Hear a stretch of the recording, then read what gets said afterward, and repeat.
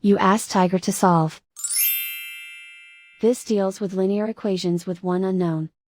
The final result is r equals -5.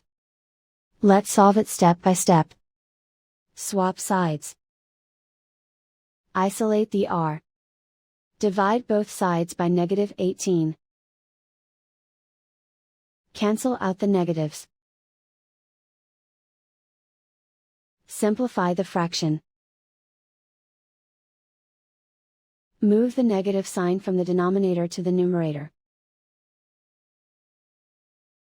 Find the greatest common factor of the numerator and denominator.